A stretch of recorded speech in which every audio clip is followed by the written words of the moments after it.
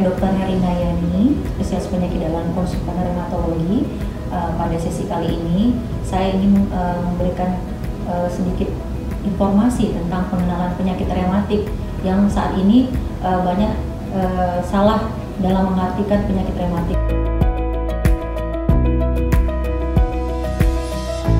Reumatik adalah kelompok penyakit yang menyerang sendi dan jaringan sekitarnya seperti tulang, otot, maupun jaringan ikat.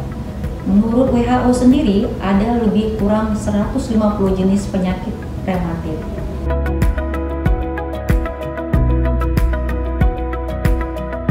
Secara umum, beberapa penyakit reumatik yang saat ini banyak dijumpai adalah yang pertama adalah osteoartritis.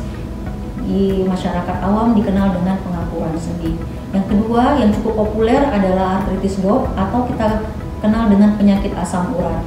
Yang ketiga, kelompok penyakit reumatik autoimun yaitu lupus erythematosus systemic atau yang lebih dikenal dengan lupus. Kemudian ada artritis reumatoid.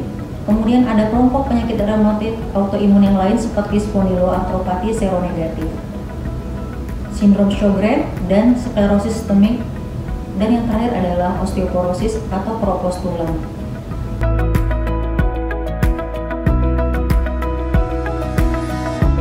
Bagaimana gejala dan tanda penyakit reumatik dari keluhan yang Ibu Bapak rasakan? Seperti pertama, apakah ada nyeri dan bengkak persendian, ataukah ada nyeri-nyeri punggung atau nyeri pada otot? Yang kedua, apakah ada kesulitan waktu memakai pakaian? Yang ketiga, mungkin ada kesulitan waktu menaiki tangga. Nah, kemudian gejala-gejala di luar persendian juga banyak ya Ibu Bapak-Bapak ya. Yang pertama, ada gejala mengenai organ lain seperti mata. Misalnya ada terdapat mata kering, apakah ada matanya merah yang sukar sekali sembuh. Yang kedua, gejala lain yang bisa mengenai selaput lendir, misalnya pada mulut, rongga mulut bisa terjadi sariawan yang tidak sembuh pada SLE. Kemudian kita bisa lihat pada lesi kulit. Nah, perlu diketahui bahwa lesi kulit ini memegang peranan penting pada penyakit reumatik dan dapat menjadikan petunjuk penyakit reumatik yang mendasari. Contohnya ruam malar pada SLE. Jadi ada ruam merah pada pipi, kemudian ada lesi kulit yang khas pada psoriasis seperti plak warna putih yang mengeras. Kemudian ada beberapa hal lain yang berhubungan dengan kulit seperti penyakit dermatomyositis. Nah, kalau kita ingin membahas lebih detail, tentu kita akan melihat ya Ibu ya, Bapak sekalian, bagaimana tanda dan gejala penyakit reumatik berdasarkan sesuai dengan penyakit reumatik yang mendasarinya. Kalau kita lihat pada yang pertama, pada osteoartritis, kita bisa lihat adanya penonjolan tulang. Ini sering pada usia di atas 50 tahun. Nah, ini biasanya mengenai sendi-sendi penopang tubuh. Yang pertama, bisa kita lihat memang paling banyak sendi yang terkena adalah sendi lutut. Pada gambar terlihat sudah terjadi perubahan sendi lutut, di mana lututnya terjadi perubahan bentuknya menjadi seperti bentuk botol atau kita kenal dengan deformitas lutut. Kemudian pada sendi-sendi tangan bisa terdapat penonjolan tulang seperti terlihat pada gambar yang apabila kita pegang itu keras ya. Jadi struktur tulang yang kita lihat di situ terjadi penonjolan tulang. Nah, untuk khusus artritis gout atau penyakit asam urat, kita bisa lihat adanya gejala serangan gout akut pada sendi ibu jari kaki. Kita bisa lihat pada ibu jari kaki terdapat bengkak dan kemerahan dan nyeri yang sangat hebat. Kemudian pada tahap kronik kita bisa lihat tumpukan kristal asam urat pada sendi berupa tofus. Kalau kita lihat pada lingkaran kuning ini terdapat tofus yang cukup besar.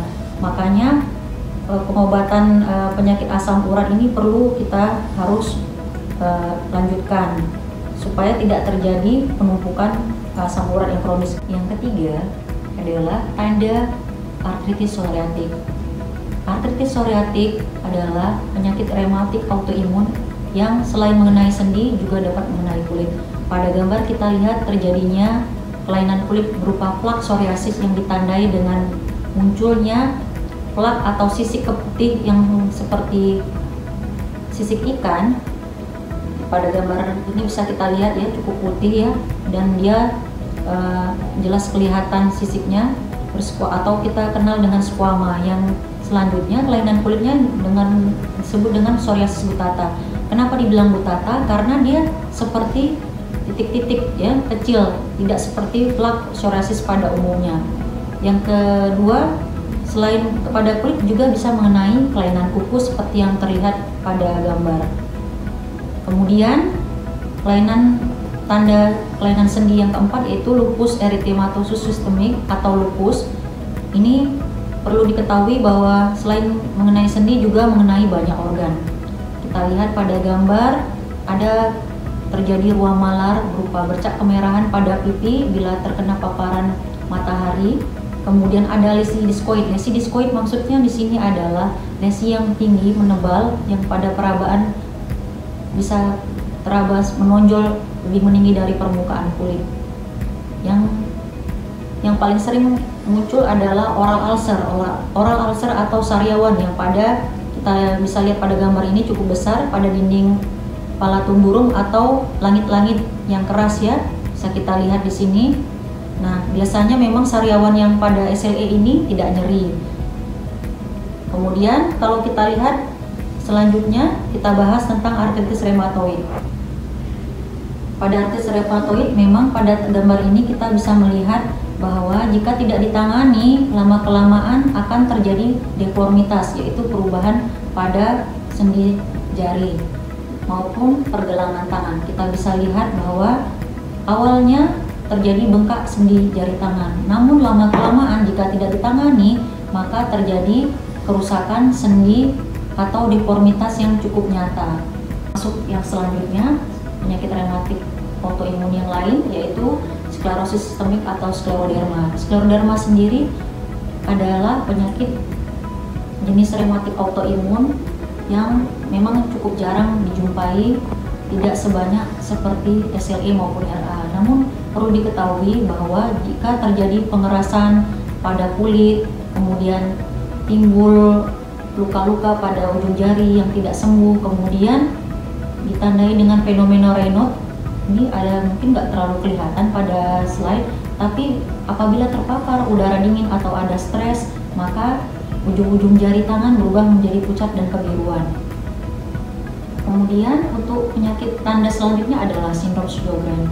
Sindrom Sjögren ini adalah penyakit autoimun yang disebabkan oleh kerusakan dari kelenjar yang memproduksi air mata, kemudian air liur, kemudian kelenjar produksi air keringat. Akibatnya apa? Bisa kita lihat pada lidah, mukosa lidah menjadi kering, kemudian mata karena produksi air mata yang kurang, mata menjadi kering dan tandai dengan kemerahan.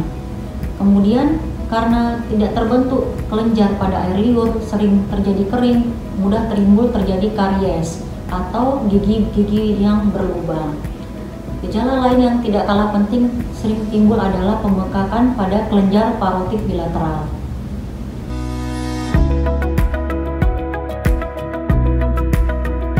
Nah, setelah pemaparan tentang gejala dan tanda penyakit reumatik, tentunya menambah wawasan kita sebagai tambahan untuk bagaimana mengenal penyakit reumatik ini. Ternyata cukup banyak. Nah, bagaimana penanganannya? Tentu saja kita berdasarkan jenis penyakit reumatik yang mendasarinya. Adapun penata laksana penyakit reumatik yang bisa kita berikan, ada terapi tanpa obat-obatan atau non-farmakologi dan terapi farmakologi. Yang terpenting di sini adalah mengetahui diagnosis pasti penyakit reumatik apa yang mendasarinya, sehingga pemilihan obat-obatan bisa tepat untuk selanjutnya. Secara umum kita bagi untuk yang terapi tanpa obat-obatan atau non-farmakologi itu menjadi pertama, modifikasi gaya hidup. Apa saja yang bisa kita lakukan? Yang pertama, kita pengaturan diet yang seimbang, kemudian hindari konsumsi alkohol, kemudian menghentikan kebiasaan merokok, kemudian apalagi jika sendi Anda yang terkena sakit, maka itu harus diistirahatkan terlebih dahulu. Yang ketiga, menggunakan alat-alat bantu jika terjadi deformitas atau kerusakan sendi yang sudah menetap.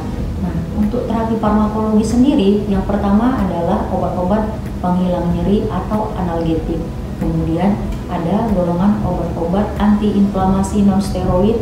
Kemudian ada obat-obat imunosupresan atau untuk menekan sistem pertahanan tubuh pada kasus-kasus penyakit reumatik autoimun.